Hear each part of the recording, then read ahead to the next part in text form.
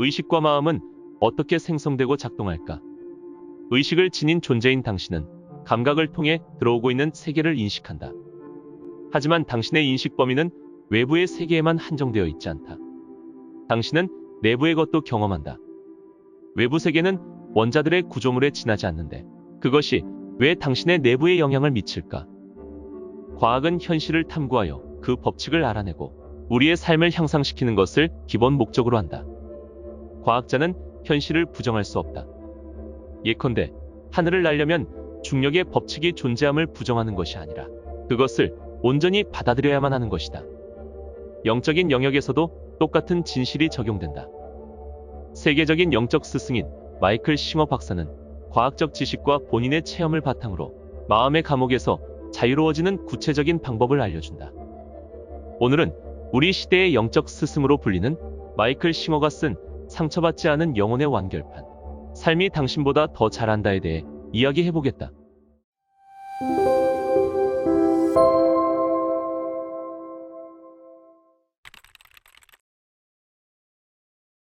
마음이란 무엇일까?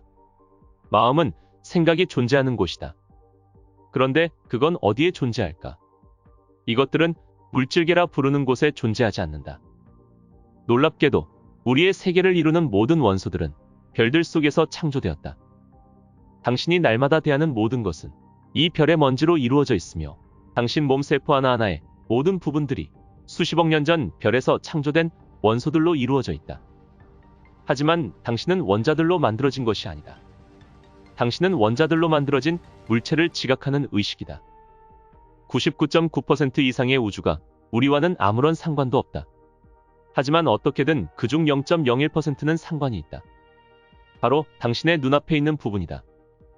당신이 그것을 바라보고 있다는 이유로 그것은 더 이상 비개인적인 우주의 것이 아니라 어떻게든 개인적인 것이 되어버렸다. 당신 앞에 놓인 순간을 보지 못하는 수십억의 사람들에게는 그것이 아무런 문제도 안 된다는 사실에 주목하라. 그것은 그들의 생각을 흔들어 놓지도 감정을 뒤집어 놓지도 않는다. 당신이 깨닫게 될 가장 놀라운 사실 중 하나는 눈앞의 순간이 당신을 괴롭히고 있는 것이 아니라는 점이다. 눈앞의 순간을 두고 당신이 당신 자신을 괴롭히고 있는 것이다. 과학적으로 따지자면 당신은 외부의 대상을 보고 있는 것조차도 아니다. 실제로 일어나고 있는 일은 외부의 물체를 구성하고 있는 분자들의 광선이 부딪히고 이 반사된 빛이 당신 눈의 광수용체를 때리면 그것이 시각 메시지가 되어 시신경을 통해 송신되는 것이다. 그러면 그 메시지가 마음속에서 외부 대상의 모습으로 인식된다. 당신이 3살 때와 20살이 되었을 때의 몸이 서로 똑같아 보이지 않았다는 것을 당신은 알아차렸을 것이다. 하지만 그것을 바라보는 그 안에 당신은 동일하다. 온갖 다양한 대상들이 당신의 감각을 통해 들어오지만 그것을 경험하는 주체는 하나밖에 없다. 흥미로운 실험을 해보자. 당신이 샤워를 한 후에 거울을 들여다보고 있다고 상상하라. 거울에 비친 남자 혹은 여자의 모습이 보이는가? 어떤 신비한 힘에 의해 갑자기 성별이 바뀐다면 어떨까? 그 몸을 보고 있는 내면의 당신은 여전히 이전과 동일한 당신일까? 당신의 몸은 나이가 있고 성별이 있다. 하지만 그 몸을 인식하는 그에게는 그런 관념이 무의미하다. 당신은 몸이 아니다. 당신은 자기 몸의 특징을 알아차리는 의식이다. 당신이 내면에서 경험하는 것은 단지 3가지뿐이다. 첫째, 당신은 감각을 통해 들어오는 외부 세계를 경험한다. 둘째, 생각은 당신이 그 안에서 지각하는 또 하나의 대상이다. 당신은 외부로부터 들어오는 세상을 지각하고 안에서 만들어지는 생각을 지각한다. 당신이 경험하는 3번째 대상은 느낌과 감정이다. 외부 세계, 생각, 감정은 끊임없이 변화해가지만 당신은 언제나 그것을 경험하고 있는 부동불변의 존재다. 편안해지려고 애쓴다는 건 대체 무슨 뜻일까? 괜찮은 생각과 감정도 있고 별로인 생각과 감정도 있다. 당신은 괜찮은 쪽을 좋아한다. 그게 당신이 가지려고 발버둥치는 대상이다.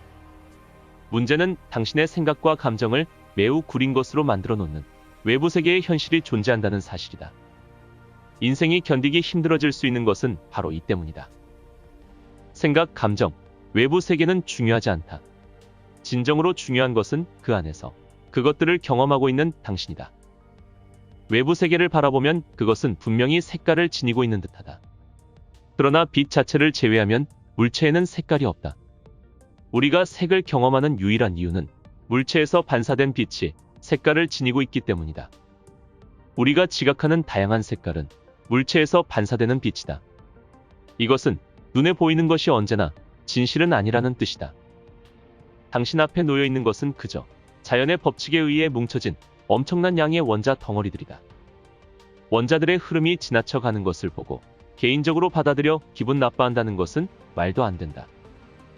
우주는 인가의 법칙에 의해 돌아가는 놀라운 시스템이다. 과거의 일이 현재의 일을 일으키고 현재의 일은 미래의 일을 일으킬 것이다. 이것이 태초부터 온 우주에서 일어나온 일이다. 당신은 행위자가 아니라 현실을 경험하는 자다. 화성에 사막이 있는 것이 괜찮겠느냐고 누가 묻는다면 당신은 아마 황당해하면서 이렇게 말할 것이다. 그게 나와 무슨 상관이란 말이오. 세상의 일들은 당신과는 아무런 상관이 없다. 이 진실을 온전히 받아들이는 것이 내 맡김이다. 과학이 만물의 창조 원리를 설명해 준다고 믿는다면 당신은 자신이 마주치는 만물이 양자장의 조화라는 사실을 끊임없이 자각하면서 삶을 살아가면서 경외할 것이다.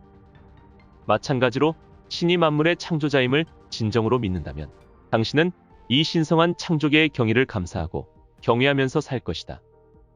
감히 그것이 마음에 드느니 안 드느니 하지 않고 그 존재에만도 황홀해할 것이다. 마음이란 생각이 만들어질 수 있는 아주 높은 진동수의 에너지장이라고 할 수 있다. 마음은 높은 에너지의 진동을 재료로 이 모든 가상현실을 정교하게 재생해낸다. 외부 세계에 이토록 정교한 복제물을 만들어내는 것이 마음의 중요한 기능 중의 하나인 것이다. 그것이 그 안에 있는 당신에게 외부 세계의 경험을 허락한다. 그것은 본래 형상 없는 것이지만 가장 강력한 컴퓨터가 만들어낸 것보다 더 훌륭한 형상을 창조해낼 수 있다. 우리는 왜 고도로 집중된 의식 상태에서 살지 않는 것일까? 그 모든 외부 세계가 똑같게 느껴지지 않기 때문이다. 당신의 의식은 그 안으로 흘러들어오는 지식으로 인해 확장되어 간다. 당신은 자신이 하고 있는 경험을 통해 배우고 성장해 간다. 삶을 통한 이 배움이야말로 진정한 영적 성장이다. 하지만 당신은 높은 수준의 받아들임을 실천하지는 않는다. 마음속에 펼쳐지는 것을 경험하고 있는 그 안에 당신은 자신에게 편안하지 않은 것에 저항할 수 있는 능력을 가지고 있다. 당신에게는 자유의지가 주어져 있는 것이다. 나비가 당신의 팔에 내려앉으면 당신은 절로 거기에 의식을 집중한다. 나비가 다시 날아가 버릴 때 당신은 그것이 싫어서 의지력을 사용하여 그 마음속 이미지를 붙잡는다. 이것이 집착이다. 당신은 그것을 온전히 받아들여 경험하지 못했을 뿐만 아니라 마음속에 박혀 남겨진 정신적 패턴들을 가지게 되었다. 각 개인의 마음속에 갇혀있는 정신적 패턴들은 저마다 다르고 매우 개인적이다. 그것은 우리가 과거의 경험과 상호작용하는 방식에 의해 생겨나온다. 우리는 모두가 저마다 다른 과거를 경험했고 저마다 다른 방식으로 그것을 대했기 때문에 우리의 마음속에 품어진 이미지들은 서로 완전히 다르다. 이것이 개인적인 마음의 탄생이다. 문제는 현실은 개인적이지 않다는 점이다. 이 세계는 우리가 창조하지 않았다. 우리는 단지 주변에서 펼쳐지고 있는 창조의 기적을 경험하고 있을 뿐이다. 그런데 당신은 더 좋아하는 것이 생겨서 눈앞의 현실보다는 나비의 정신적 이미지를 경험하고 싶어 한다. 그것은 의식이 집중할 완전히 새로운 세계가 되었다. 당신이 마음속에 지어낸 세계 말이다. 그 세계는 현실의 창조계와 일치하지 않는다. 이 우주의 개인적인 것은 아무것도 없다. 하지만 당신은 깨끗한 당신의 마음속을 얼어붙은 과거의 이미지로 채워놓기를 선택했다. 이것이 바로 개인적 습성이고 모든 개인적 호불호가 생겨나는 지점이다. 마음속에 박혀서 남아있는 심리적 상처를 요가 과학은 삼스카라라 부른다. 깨어있는 의식 속에 고요히 머물러 있으면 자기 앞에 무엇이 지나가는지를 알아차릴 수 있다. 당신은 자기 마음의 궁극적 경험자이다. 당신이 거기에 주의를 기울이지 않고 있을 뿐이다. 주변 세계가 들어와서 당신이 저장해놓은 이미지를 자극하여 일깨워 놓으면 당신은 더 이상 현실을 객관적으로 관찰할 수 없게 된다. 의식은 삼스카라에 끌려가고 모든 것이 왜곡된다. 이것이 당신의 개인적 자아다. 가장 높은 경지는 편안한 마음으로 삶의 경험에서 배우고 성장해 가는 것이다. 그런데 어떤 경험이 편안하지 않다면 그것에 저항하기 위해 의지를 작동시킨다. 어떤 사건이 들어온다면 그것은 당신이 경험하게끔 되어 있었던 것이다. 이것이 바로 받아들이기를 배워야 하는 이유다. 당신은 무슨 권리로 현실에 매달리거나 저항하는가? 당신도 처음에는 자전거 타는 법을 몰랐다. 그것을 편안하게 해내기를 터득할 때까지 자전거를 타는 것은 분명히 불편했다. 의식은 현실을 경험하는 법을 배울 수 있다. 그러기 위해서는 저항하지 말아야 한다. 나비의 경우와 같이 그것에 집착함으로써 망쳐버리는 것이다. 영적 성장을 하기로 마음먹으면 우리는 과거에 저장되었던 억압을 놓아보내고 지금부터는 더 이상 아무것도 저장하지 않기를 수행한다. 하지만 이것이 마음의 정상적인 기억 저장 기능까지 멈춤을 뜻하는 것은 아니다. 삶의 경험을 일부러 잊으려고 하는 것이 아니라 단지 경험에 대해 저항도 집착도 하지 않는 것이다. 그럼으로써 그것이 삼스카라로 저장되게 하지 않는 것이다. 인격은 삼스카라를 바탕으로 마음속에서 돌아가고 있는 컴퓨터 프로그램과도 같다. 그것은 그 안에서 과거에 일어났을 일들과 장차 일어나지 않기를 바라는 일을 당신에게 말해주고 있다. 당신은 사실상 아주 복잡한 대체 현실을 마음속에 지어내 놓은 것이다. 사람들의 견해가 서로 엇갈리는 이유는 단순하다. 당신의 눈을 통해 들어온 것을 다른 사람들은 아무도 경험해 보지 않았기 때문이다. 당신이 저장해 놓은 이미지와 맞아떨어지면 당신은 좋아한다. 어떤 때는 천국이고 어떤 때는 지옥이다. 이것은 신이 그렇게 만들었기 때문이 아니라 당신이 그렇게 만들었기 때문이다. 깨어있는 상태와 꿈꾸는 상태 사이의 공통점은 양쪽을 인식하는 것은 동일한 의식이라는 점이다. 꿈을 보고 있는 자인 당신은 깨어서 하는 생각을 지켜보고 외부 세계를 경험하는 자와 동일한 당신이다. 이것이 꿈에서 깨어나서 대단한 꿈을 꿨어라고 말할 수 있는 이유이다. 그걸 어떻게 알까? 당신이 거기에 있었기 때문에 안다. 깨어있는 동안 세상을 인식하는 바로 그 당신 말이다. 위대한 요가 스승인 메어바하는 꿈속에서도 카르마를 청산할 수 있다고 말했다. 그는 꿈속에서 겪는 경험이 실제로 영적 진화에도 도움이 된다고 말했다. 삶은 결코 당신을 완전히 만족시켜 줄 수가 없다. 호불호를 많이 가질수록 당신의 삶은 더 불편해질 것이다. 다행히도 여기서 나가는 길이 있다. 그것은 지켜보는 의식이라 불린다. 한 발짝 물러나 앉아서 머릿속의 목소리를 그저 지켜보는 법을 배우면 당신은 자신을 해방시킬 수 있다. 마음과는 싸울 생각을 말라. 마음을 이렇게 만들어 놓은 것은 당신이다. 당신은 몸을 병들게 만드는 음식을 계속 먹으면서 그 음식을 욕하는가? 이때는 당연히 식습관을 바꿔야 한다. 마찬가지로 훌륭한 마음을 망쳐놓고 있는 것은 이 저장된 삼스카라이므로 당신은 마음의 습관을 바꿔야 한다. 생각과 감정의 차이를 분명히 아는 것이 중요하다. 생각이 어디에 있는지 가리켜 보라고 하면 당신은 아마도 머리 쪽을 가리킬 것이다. 생각은 두뇌와 관련된 마음속에서 만들어지기 때문이다.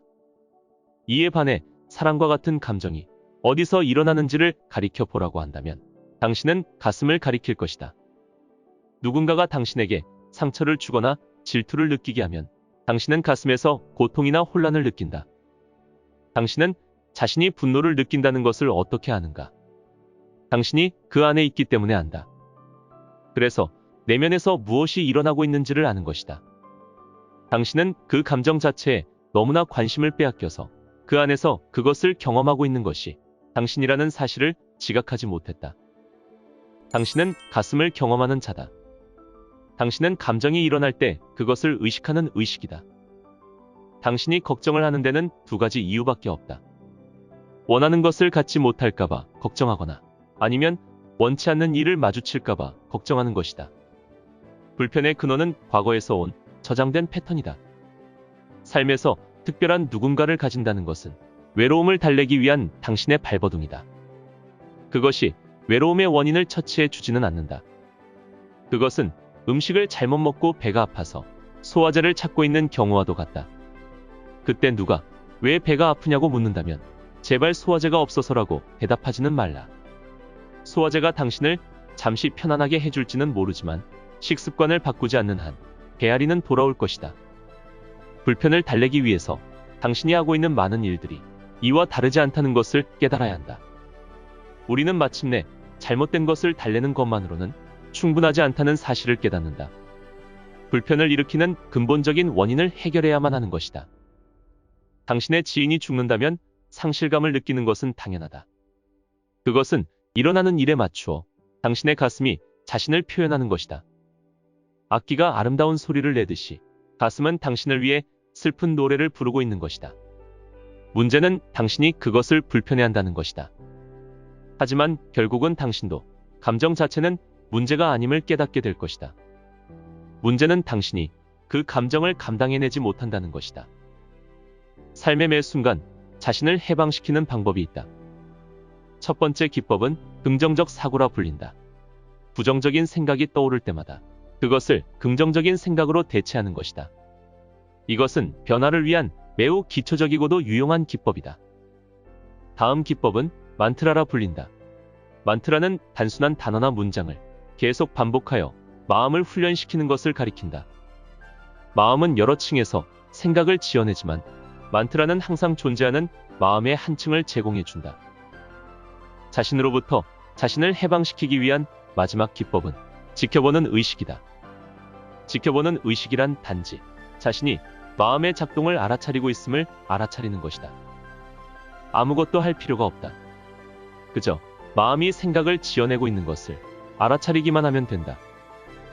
과학자들은 저 바깥에는 아무것도 없다고 말한다. 양자물리학은 사실상 입자와 파동의 성질을 동시에 지닌 순수한 에너지의 양자장밖에 없다고 말한다. 이 에너지장에서 방출되는 아원자 입자들이 우리의 온 우주를 이루고 있다. 당신은 이런 입자들에 대해서는 무관심하지만 그것들이 만들어낸 구조물들은 당신의 감각을 통해 들어오고 당신이 저장해 놓은 장애물들에 부딪히고 내면이 불편해진다.